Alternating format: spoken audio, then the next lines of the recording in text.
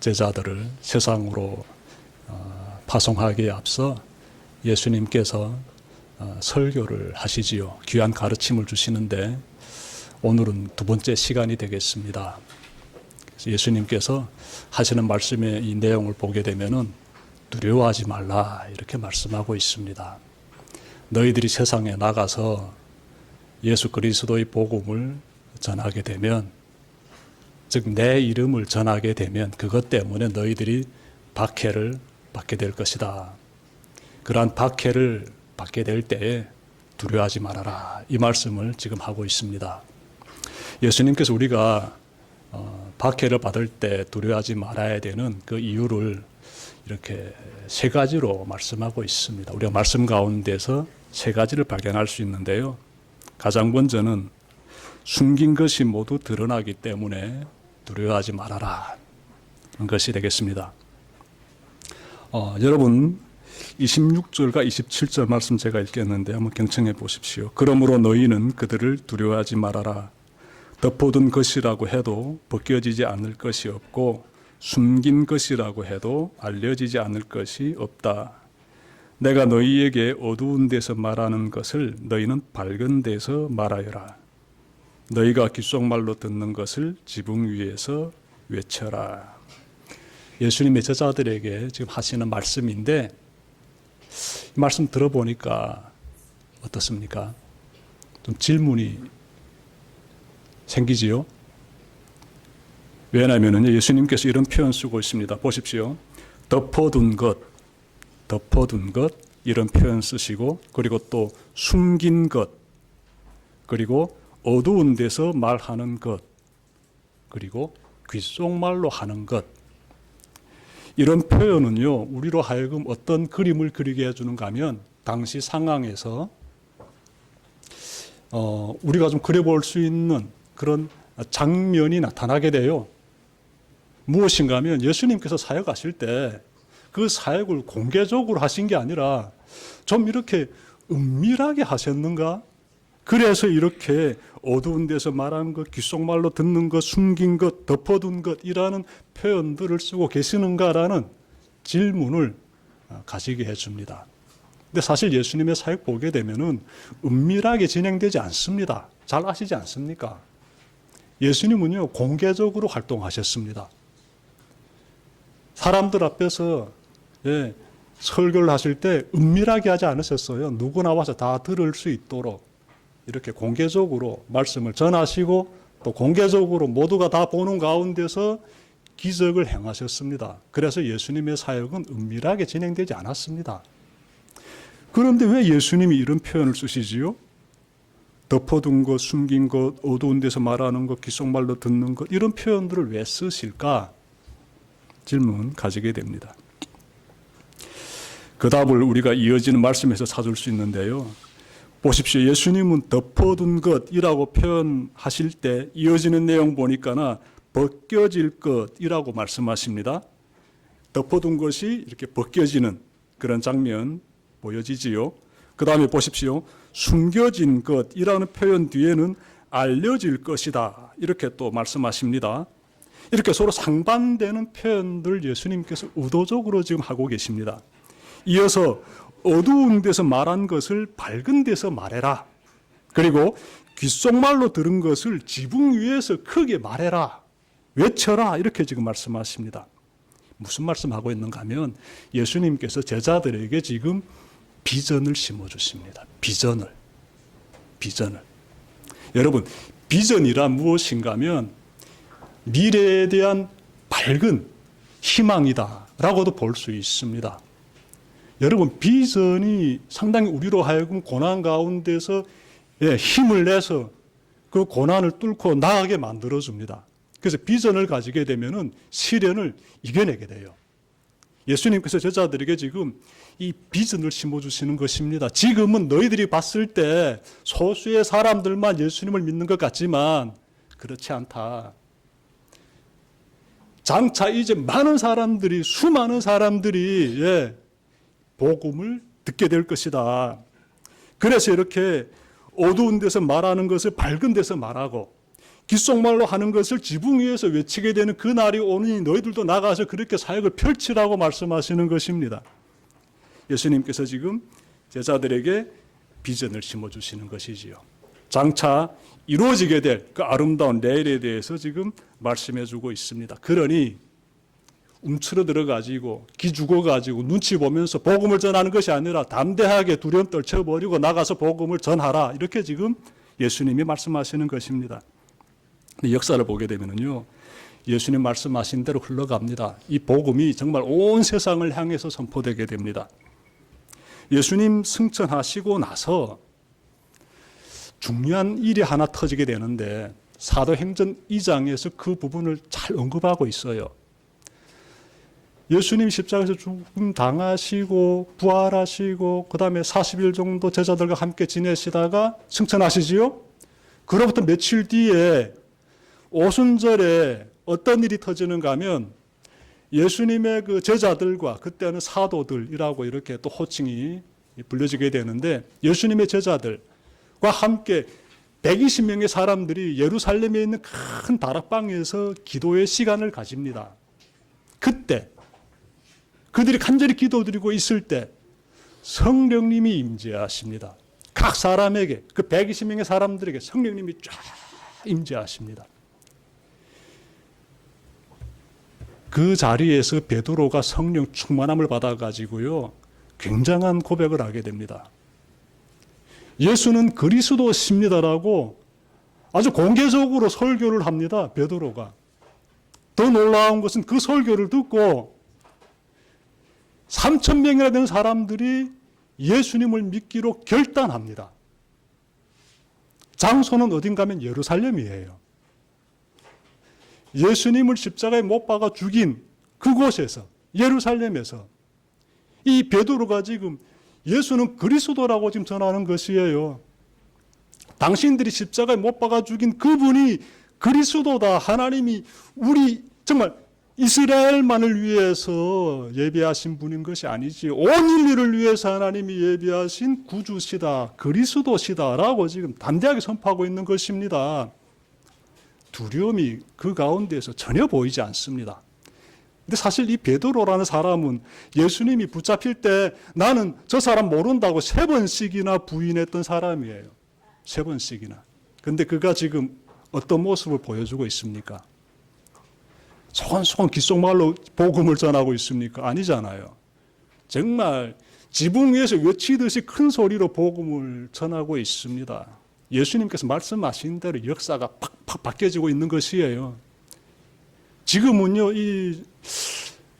제가 보니까, 이렇게 조금 찾아보니까, 이 지구에 살고 있는 70억 넘어된 인구 중에서 3분의 1이나 예수님을 믿는다고 합니다. 어마어마한 숫자지요. 지금도 예수 그리스도 이름이 이 세상으로 계속 이렇게 전파되고 있는 것입니다. 말씀대로 이루어지고 있습니다. 여러분, 우리가 예수님의 이 말씀 가운데서 기억해야 되는 것이 있는데, 마태복음 24장 14절에서 예수님이 복음이 이 땅에 다 전파되게 되면은 마침내 끝이 임한다라고 말씀하셨어요. 세상 끝날이 임한다라는 것이에요. 예수님이 다시 이 땅에 재림하신다는 그런 의미가 그 말씀 속에 담겨져 있습니다. 세상이 끝날이 있으며 그때 되게 되면 내가 다시 온다는 것이지요. 그날이 어느 때인가 봤더니 세상 모든 곳으로 복음이 전파되게 되면, 그러면 그분이 오신다는 것이고, 역사는, 우리가 지금 바라보고 있는 이 인류의 역사는 끝나게 된다 라는 부분이 있습니다. 저는요, 이런 부분들을 이렇게 마음에 새기면서 어떤 생각이 드는가 하면요, 우리 대성교회가 품고 있는 비전이 있지 않습니까? 우리 대성교회 비전이 있습니다. 북한에 들어가 대성산, 그 산자락에 주님의 공동체를 세우는 꿈을 가지고 있습니다, 우리는. 그런데 그 꿈이 이루어지게 되면 머지않아 이루어질 것입니다. 통일될 것이에요. 하나님께서 길을 열어주실 것입니다. 그 날이 임하게 되면은 저는 개인적으로 어떤 생각이 드는가 하면 북한이라는 나라가 전 세계적으로 기독교 박해국가입니다. 예. 상상을 초월합니다. 하나님을 믿는다고요? 공개적으로 말할 수가 없는 나라고요. 교회당 없습니다. 예. 선전용 교회 건물은 있지만 교회당이 없어요. 그러한 사회가 북한 사회인데 그 사회에 우리 대성교회가 들어가서 교회를 세우게 되는 그날이 임한다면은 주님이 다시 오실 그날이 굉장히 임박하지 않았을까, 저는 개인적으로 그런 생각도 가지고 있습니다. 그러니 어떻게 해야 될까요, 여러분들? 주님이 말씀하신 대로 숨긴 것 하나도 없이 다 드러나게 되고 복음이 지붕 위에서 선포되는 그러한 역사들이 지금 우리 이러한 시대 가운데서 느껴지기 때문에 두려움을 떨쳐버려야 된다는 것이 되겠습니다. 우리가 두려워하게 되면 안 된다는 것이에요. 복음을 전할 때 담대해야 된다는 말씀이 되겠습니다. 우리가 복음을 담대히 전하려면요, 사실 우리 힘만으로는 부족합니다. 여러분들이 가지고 있는 능력만으로는, 저도 마찬가지예요. 제가 아무리 설득력 있게 말한다 할지라도요, 상대방은요, 들으려고도 안 합니다. 반드시 성령님의 역사가 있어야 됩니다. 하나님이 우리를 들어 사용하셔야 됩니다. 내 안에서 성령님이 역사하실 때 그때 복음이 전파되게 됩니다. 하나님의 힘을 우리가 덧입게 되면은 하나님의 일을 할 수 있다는 것이 되고 우리가 두려움을 떨쳐버릴 수 있다는 것이 되겠습니다. 제가 이 사도행전 2장 38절 말씀 전해드리겠는데 여러분 한번 들어보십시오. 너희가 회개하여 각각 예수 그리스도 이름으로 세례를 받고 죄사함을 받아라. 그리하면 성령을 선물로 받을 것이다. 이렇게 말씀하고 있습니다. 아니, 놀랍지 않습니까? 우리 모두는 지금 예수를 그리스도로 믿고 있는 사람들이지 않습니까? 주님의 은혜로 죄사함을 받은 사람들이지 않습니까? 우리는 이렇게 예수를 주로서 고백하고 세례받고 죄사함 받은 사람들에게 어느 분이 임한다고 말씀하시는가 봤더니 성령님이 임재하고 계신다. 이렇게 말씀하고 있어요. 그러니 우리는 성령님과 지금 함께하고 있는 것이에요. 이것이 아주 중요한 사실이 되겠습니다. 그러므로 성령님이 우리를 통해서 충분히 어떤 역사를 이루어 가실 수 있는가 하면요, 두려움을 떨쳐버리고 담대하게 복음을 전할 수 있는 자로서 우리가 설 수 있게 성령님이 역사하신다는 것이지요. 삶에서 여러분들이 이 귀한 경험 꼭 해보시길 바랍니다. 자, 두려움을 떨쳐버릴 수 있는 두 번째 이유가 있는데요. 박해자들은 육체는 죽여도 영혼은 죽이지 못하기 때문이다 라고 말씀하고 있는데 제가 28절 읽겠습니다. 그리고 몸은 죽일지라도 영혼은 죽이지 못하는 일을 두려워하지 말고 영혼도 몸도 둘 다 지옥에 던져서 멸망시킬 수 있는 분을 두려워하여라. 예수님 이렇게 말씀하고 계시는데 예수님 말씀 보게 되면은 복음을 전할 때 생명의 위협을 받게 될 것이다, 이 말씀입니다. 생명의 위협. 제일 소중한 것이 생명이죠. 제가 항상 말씀드립니다. 우리 인생에서 가장 소중한 것은요, 생명이에요. 근데 이 생명이 위협을 받는다라고 말씀하고 있습니다. 보십시오. 몸은 죽일지라도, 그러니 나의 생명에 위해를 가하는 자들 만나게 될 것이다, 이 말씀이지요. 이러한 두려움에 닥쳤을 때 어떻게 해야 되는지 예수님께서 말씀하고 있습니다. 너의 생명을 위협하는 자들, 그들은 너의 육체는 죽일 수 있으나 너의 영혼은 죽이지 못한다 라고 말씀하고 있습니다. 너의 영혼은 그들이 건드리지 못한다. 이 말씀이 참 우리에게는 귀한 말씀 됩니다. 여러분, 예수님이 이 사역하신 그 현장으로 우리가 좀 들어가 본다 하게 되면은 예수님이 사역하실 때 이 생명의 위협을 성경에서는 제가 몇 번 발견할 수 있는데 크게 두드러지게 나타나는 장면, 두 장면이 있더라고요. 그래서 좀 말씀 전해드리고 싶습니다. 한 장면은 예수님이 성전에 있을 때 이 유대인들과 이렇게 일단 충돌 비슷한 이러한 일들이 일어나게 되는데 그때 예수님이 이렇게 말씀하십니다. 유대인들에게 아브라함이 나기 전부터 내가 있었다. 아브라함이 이 세상에서 활동하기 전부터 내가 있었다. 이 말씀 하시는 거예요.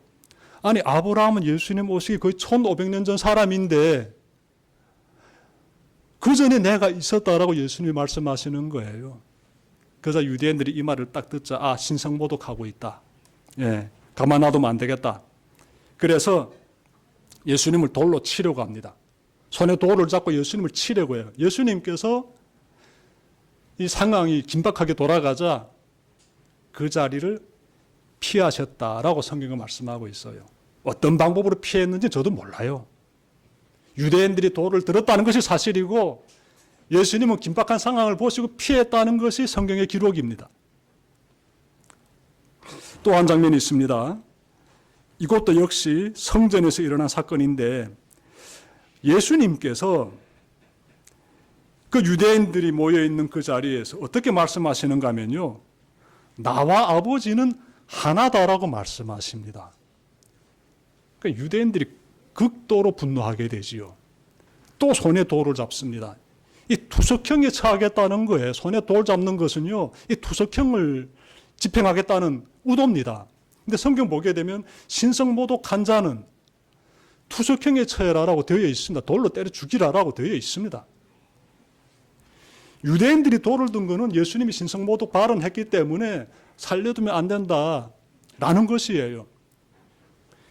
이때에도 예수님께서 그 자리를 피해서 나오셨다라고 성경이 기록하고 있습니다. 제가 지금 무슨 말씀 드리는가 하면 예수님이 이렇게 사역을 펼치셨던 그 시간들 보니까 두 번이나 투석형에 처해질 수 있는 그러한 아주 큰 위험을 감수하셨습니다.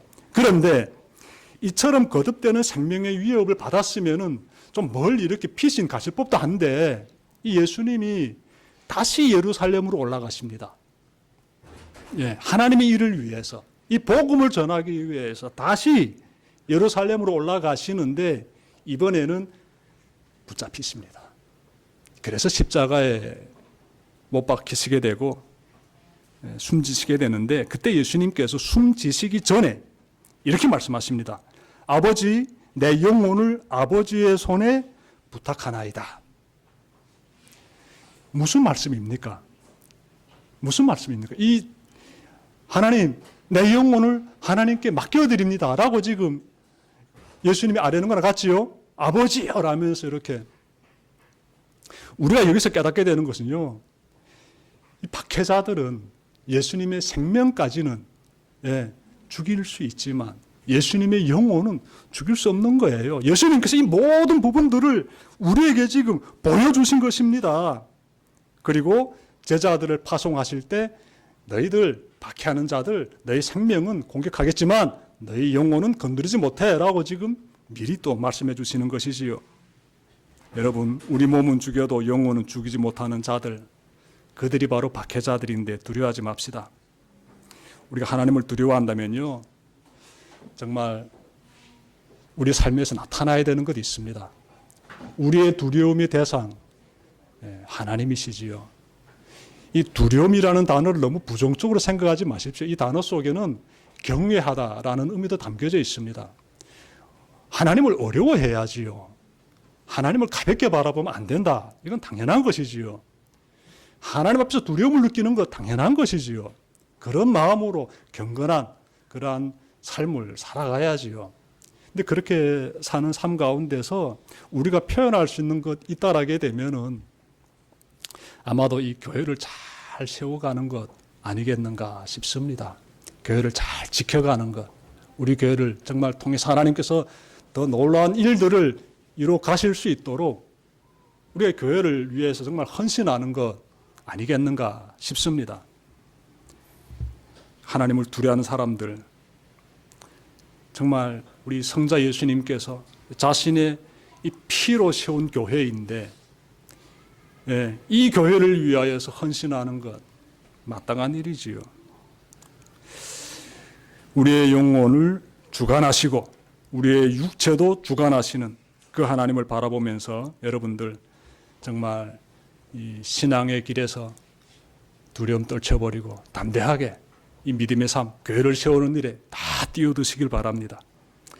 자, 셋째로 우리가 발견하게 되는 것은요, 하나님이 우리를 매우 소중히 여기시기 때문에 두려워하지 말아라 라고 예수님께서 말씀하시는 그 부분 있습니다. 제가 29절부터 31절 읽겠는데요. 참새 2마리가 한 양에 팔리지 않느냐. 그러나 그 가운데서 하나라도 너희 아버지께서 허락하지 않으시면 땅에 떨어지지 않을 것이다.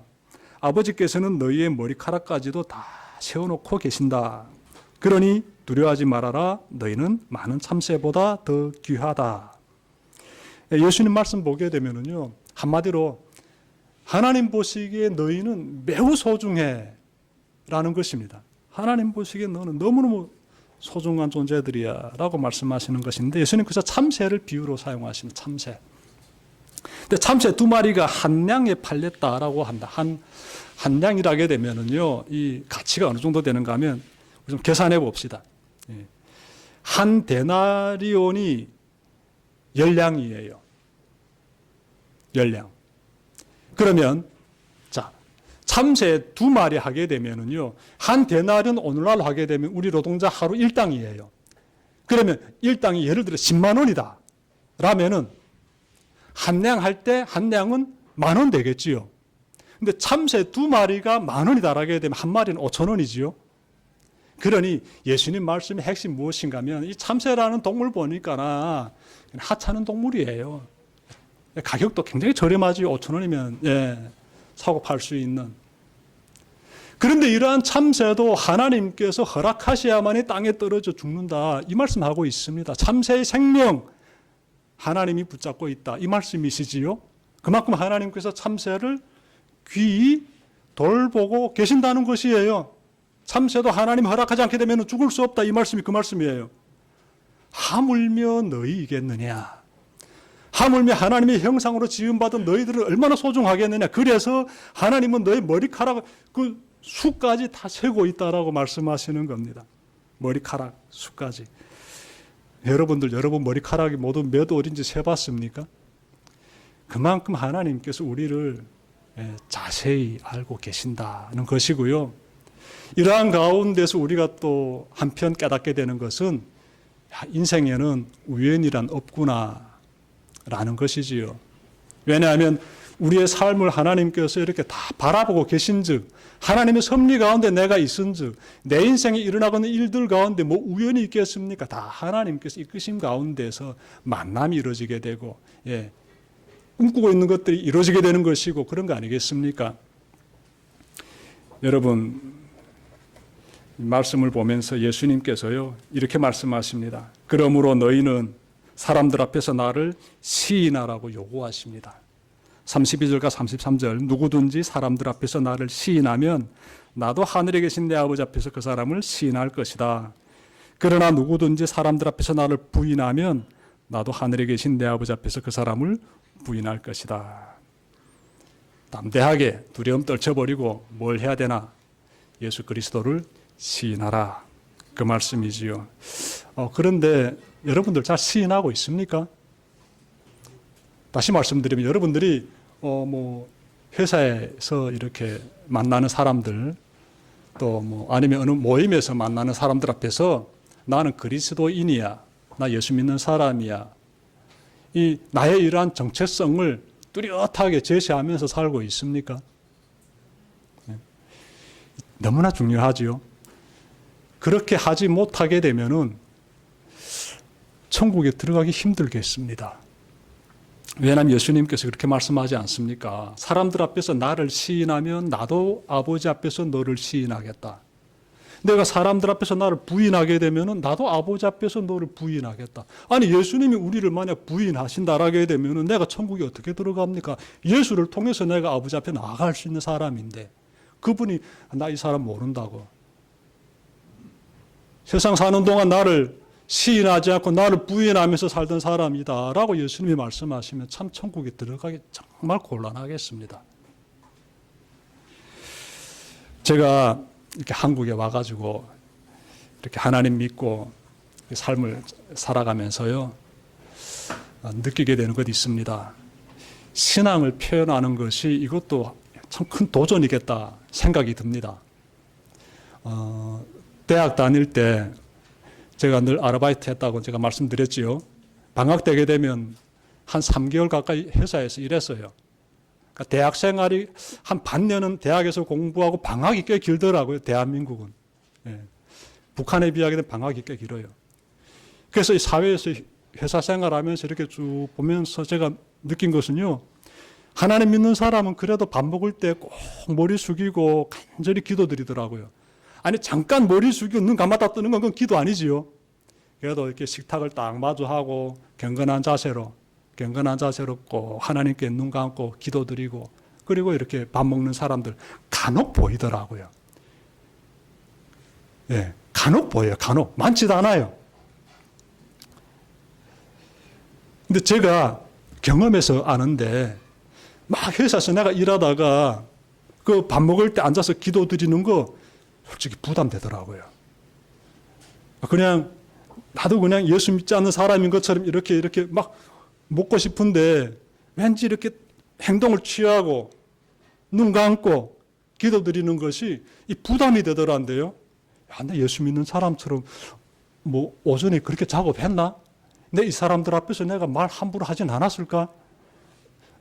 내가 이렇게 해도 될까? 이 굉장히 부담이 되는 거예요. 근데 만약 제가 아르바이트생 아니고 회사에서 줄기장창 일하는 사람이다라고 하게 되면은요, 그 부담이 더 가중될 것 같습니다. 왜냐하면 인격이 나와야 되거든요. 예수 믿는 사람은 인격이 나와야 됩니다. 인격이 안 나오게 되면은 사람 믿지 않는 것만 못해요. 믿지 않는 것만 못해요. 손가락질 당한다면서 예수 믿는 사람이 믿지 않는 사람보다 더 거짓말 잘하고 야망에 불타오르고 돈 욕심 많고 남이 비방 중상 잘한다라고 하게 되면은 차라리 믿지 않는다고 말하는 것만 못하단데요. 그러니까 정말 그때 그런 생각 들더라고요. 그런데 주일에는 교회나 예배 드리면서 회사에 나가서 예수 믿지 않는 사람처럼 살게 되면은 예수님께서 나도 너 모른다라고 말씀하시니까 이 굉장히 좀 무거운 말씀이지요. 우리가 좀 큰 부담 가운데서 받아 안아야 되는 말씀이 되겠습니다. 여러분들 회사에 나가서 우리 함께 잘합시다. 예. 식사 기도부터 시작하시고 또 현장에서 일할 때 인간관계에서 여러분의 생각과 말과 행동에서 예수 믿는 사람들의 그 인격들이 잘 흘러나왔으면 좋겠습니다. 아름답게 흘러나오길 저는 늘 날마다 기도드리겠습니다. 그리고 말씀 마치려고 합니다. 오늘은 우리 예수님께서 제자들을 파송하시기에 앞서서 이렇게 설교하신 두 번째 부분을 제가 전해드렸는데 두려워하지 말아야 될 그 세 가지 이유에 대해서 제가 전해드렸습니다. 첫 번째는요, 숨긴 것 없이 다 드러나게 된다. 그러니 담대하게 세상에 나가가지고 복음을 외쳐라 이렇게 말씀하셨지요. 비전입니다. 비전 품게 되면 두려움 떨쳐낼 수 있어요. 두 번째는요, 박해자들은 너희들의 육체는 죽일 수 있어도 너의 영혼은 죽일 수 없다. 너의 육체도 죽이고 너의 영혼도 죽일 수 있는 하나님을 두려워하라 이렇게 말씀하셨잖아요. 하나님 안에서 우리 함께 하나님을 두려워하는 마음 가지고 나의 영혼의 구원 하나님의 손안에 있은즉 정말 그 구원의 그 주가 되시는 그 하나님을 바라보면서 두려움 떨쳐버리시길 바랍니다. 세 번째는요, 하나님이 우리를 얼마나 소중히 여기시는지, 참새가 떨어져 죽는 것도 하나님이 허락하여 이루어지고 있는데 하나님의 형상으로 지음받은 우리야 더 말할 것도 없지요. 하나님이 정말 우리를 너무너무 소중히 여기시는데 그러므로 두려워할 필요가 없는 것이지요. 오늘 말씀하면서 잘 새기시고 모든 두려움 이겨내며 예수 그리스도의 복음을 여러분 주위에 있는 불신자들에게 아니면 가족들 중에도 불신자들 있다라게 되면은 다가가서 잘 전하는 여러분들의 새로운 한 주가 되시기를 주님 이름으로 축원합니다. 기도드립시다.